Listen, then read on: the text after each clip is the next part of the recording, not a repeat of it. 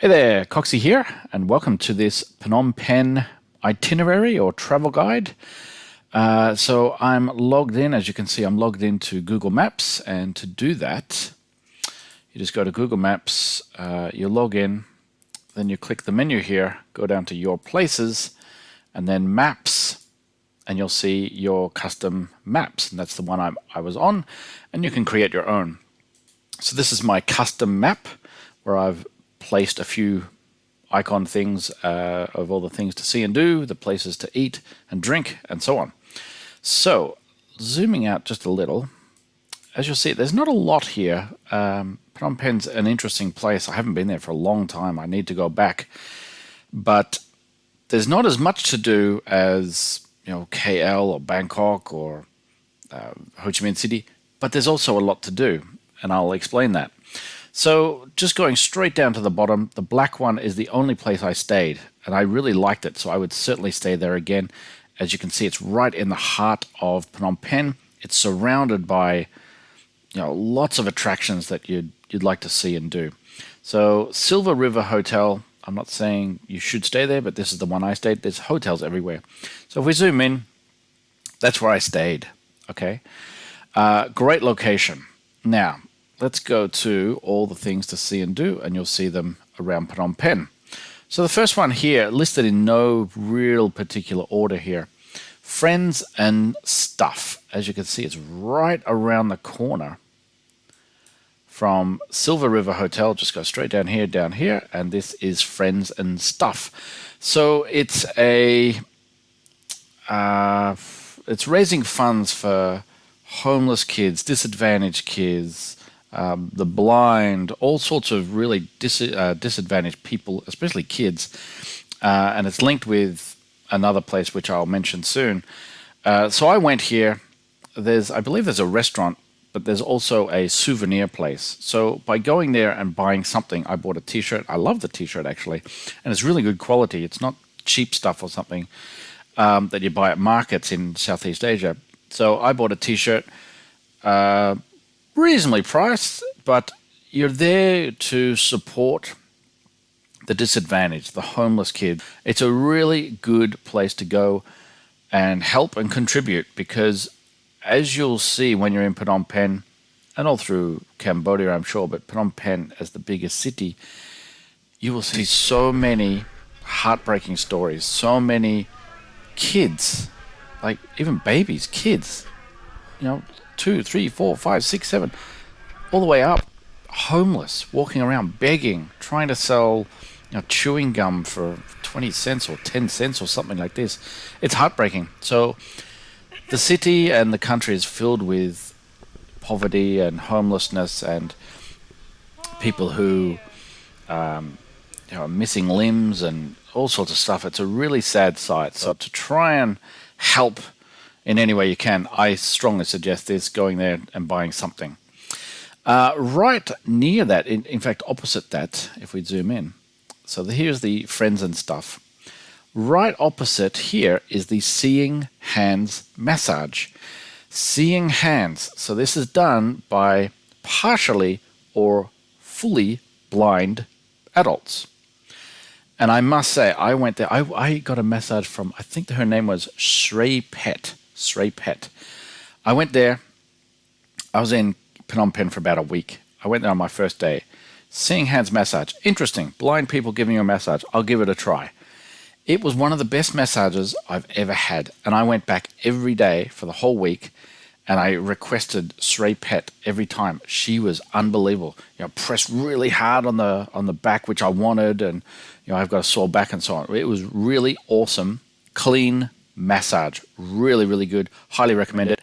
And I believe they have a number of locations, but this is the one I went to. It's just around the corner from Silver River Hotel, so it's very convenient, especially just walk there, get the massage, and walk back or start your day. Also in the region, right next to the Friends, or virtually right next to the Friends, Friends and Stuff, is and this is going into the places to eat, is David's Restaurant, handmade noodles. Again, I ate there about 4 or 5 times too. So you order some noodles and they make it right in front of your face right in front of you, fresh. It's amazing. I really love them. So there's three really cool places that are just around the corner from Silver River Hotel. So we've got done that. One done that. Royal Palace. So if we zoom out just a little bit, this is the Royal Palace here. In fact, I didn't even mark it. I must have marked it. This can't be it. Here it is here. Why didn't I mark it? Oh, I've put it way out here. Okay, so here is the Royal Palace here. Okay, and that's linked with the Tonle Sap River Promenade. So the Tonle Sap is the river that flows from Siem Reap down to Phnom Penh. So if we zoom out, here it is here, Tonle Sap, and this is where it meets the Mekong River, but this promenade is actually the Tonle Sap. So you know, here's the Silver River. You just walk down here, you got those three. You walk down here, and you have the Royal Palace, which I couldn't enter. It was the weekend of the King's birthday, I think it was. So I couldn't enter. It was all blocked off. And then walking along here, and this is where I'll start to say there's less to do in Phnom Penh, but there's more to do. There's so many places to eat and drink, and so many interesting, funny names. As you see here, here's a bar, the Dirty Old Sailor. There's another bar, I can't find it. Drink Like a Champion, the name of the bar. So if we zoom in here, you'll see this is the Royal Palace, and you just keep walking along this road, along the promenade. It's an awesome area. It's filled with, or lined with, all the country flags. It looks really cool. And you see all these different places to eat and drink. You know, Happy Paradise Pizza, Pink Elephant Happy Pizza. So yes, they sell happy pizzas, right? Mushrooms and stuff. So I didn't try them. You know, do it if you want to. There's all sorts of bars. In fact, I think this River Crown, it was one of these two bars here. I think it was on the corner. I drank there a couple of times. It was a really cool bar. There's some pretty nice places to just chill at. Bars, restaurants, all that kind of thing. So there's heaps of places. If we zoom out here, there's so many places, all these orange ones, to eat and drink. And that's why I'm not going to list them all. But there's just so many, right? There's bars everywhere. In fact, up here, there's all sorts of bars. Where are they? No, must be the next one. Must be the next one. Oh, here they are. All those bars, you know, Cheers Phnom Penh, Dream Bar 2, 69 Bar, Xanadu Bar, Candy Bar, Sky Bar. So you can imagine what kind of bars they are. So that's sort of for the men, a sexy girl bar, now you know. There's other bars around here, the clean bars, all sorts of bars, right? It's not just, it's a bit for everyone. It's amazing. Sharky's Bar. So we've done that. Wat Phnom. So if we zoom out, that's here. And it's a cool temple, as well as this huge clock on the ground. It looks really cool. So that's a nice place to go and take some photos, so enjoy. Central Market is here.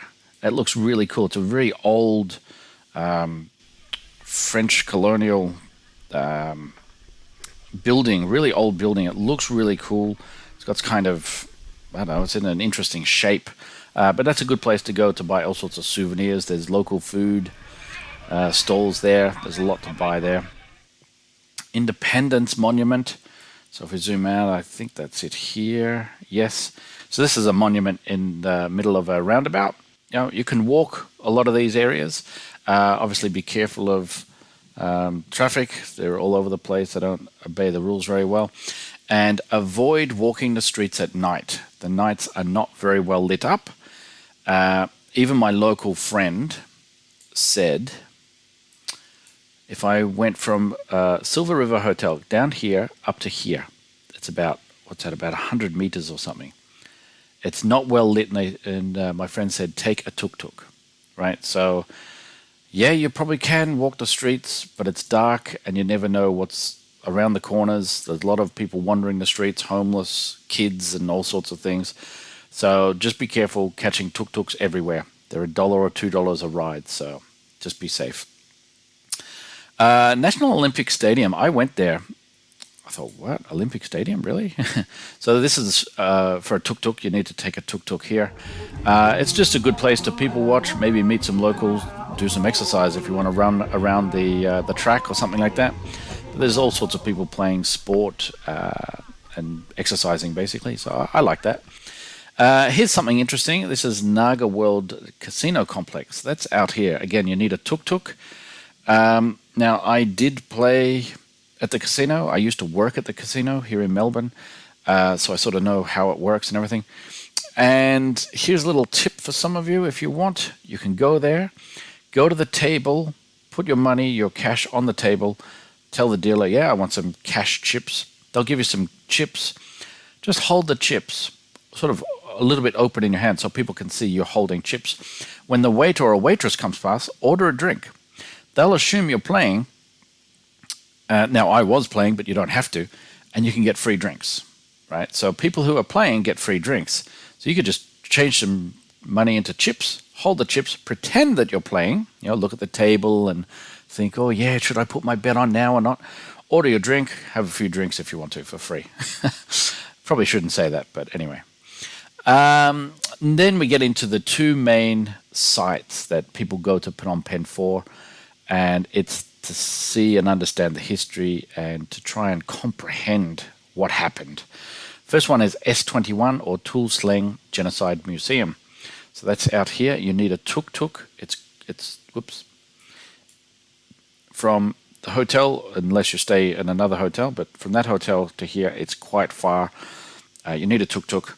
But this is the location where Pol Pot's Khmer Rouge basically held about 15 to 20,000 people were held captive here and interrogated and tortured and pretty much killed here. They were so close to death here. They, electric shocks and pulling toenails out with pliers, and it's just a sickening place. But it's the place where you have to go to try to understand. You won't even understand it. You can see the cells where the people stayed. There are still two survivors who go there every day or close enough to every day, and they're getting old. So the sooner you travel here, the sooner you can meet them if you want to meet them, which I did. Chum May, and I bought his book, and the other guy was Bui Bun or something. I forget his name, but he wasn't there at the time. Maybe he's on a lunch break or something because his stall was set up, but I didn't meet him. So yeah, an incredible place. You'll probably cry. It's so sickening and sad, but it's a must place to visit. So there are about 15 to 20,000 people who went through here, and only 7 survived, and 2 of those were the 2 I just mentioned. So yeah, it's just unbelievable. From here, they were taken from here after all the interrogation and torture. They were taken from here to Chung Ek Genocide Center, which most people know them as the Killing Fields, which is way out here. Again, a tuk-tuk is fine. It's not too far for a tuk-tuk. They'll hassle you. Tuk-tuk, you want to go to the Killing Fields because it's a long trip, so it's a good money maker for all the tuk-tuk drivers. So they'll be hassling you all over the place in Phnom Penh to take you here. But this is the Genocide Museum. This is the Genocide Center, the Killing Fields. This whole area, thousands of people, I think 20,000 people were killed, slaughtered in this area. Again, sickening, sad, but a must place to go and try to understand a little. You won't comprehend it, but it's just unbelievable. They have audio recordings, so there's different stations you walk to. Go to station 1, and then they'll explain or describe what happened at this spot in a number of languages. So that is pretty much it. I think I missed one, didn't I? Central Market. I didn't do the what's it called? The Russian market. There's another market, Russian market, which is somewhere around here, I believe.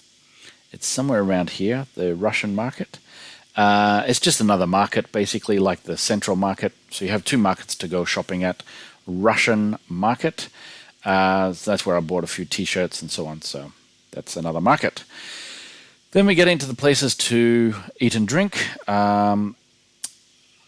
Pontoon Club and Golden Soria Mall are my two favorite places just to hang out and chill. And they're walking distance. So here is Pontoon Club. Obviously, it's a later club, so you'd probably start at the Golden Soria Mall. It's an open air sort of a bar place. There's all sorts of bars around it. There's people playing pool. You can meet locals, mix with locals, just chill, have a beer or 10 and relax. And then you can walk through sort of like a hallway indoors, and there's some other bars along the way, and then just go to Pontoon Club as well, which is more of a nightclub type of thing. But I went to those two. I love them, and I can't wait to go back. And the last one is Rom Deng Restaurant, which is right here. So you could walk there from here. Rom Deng Restaurant, this is where you can eat your tarantulas and all sorts of bugs and ants and things like this. This is an awesome restaurant. I highly recommend going here because it helps the unfortunate kids again, the homeless kids, the orphans, training them for skills so they can get a job later. So they're orphaned kids or homeless kids. This is like a restaurant that helps take them in and trains them. So if you go there, you'll get served by two waiters or waitresses at a time. One is the trainer and one is the teenager or the child, well, probably a teenager, learning how to pour a beer or how to clear the table or set the table or take orders. And inside it's about cooking and things like this. They got a sister restaurant in Laos called Mak Pet. It's the same owners, same branch. So it's a place to go to help the locals, help the homeless, the orphan kids to learn skills so they can get a job, right? And become a bit more independent. So that is my take on the Phnom Penh itinerary. You could do that in one day, let's say 2 days. And yeah, you could do all that in 2 days. I wouldn't. I stayed there a week and I did that and I loved it. To me, go as slow as you can. There's so much to see and do. As you can see, there are so many streets. There's bars, there's restaurants, there's so much going on. The promenade, the water promenade area is awesome just to walk up and down. Yeah, I recommend at least a week in Phnom Penh, but I know most travelers just skim through and see the two places, S21 and Killing Fields, and then go. I don't know why. I think Phnom Penh's an awesome place. The food's awesome. I love the food. The people are awesome. It's a great place to go. So that is my take. If there's anything I missed that you recommend, that you think, hey, you should go and see this, or you should eat here, or drink here, or something like that, put them in the comments. I'm really keen to learn more about Phnom Penh, what's there to see and do, and where's to go and eat and drink. My next big trip overseas, we're still in lockdown because of COVID, but my next big trip, I'm planning to do all of Laos and all of Cambodia on my next trip. So I really want to know more about Phnom Penh and what there is to see and do also. So put comments below and I'll make a note of them and probably see them or check them out next time I'm in Phnom Penh. Thank you. Take care. See you next time.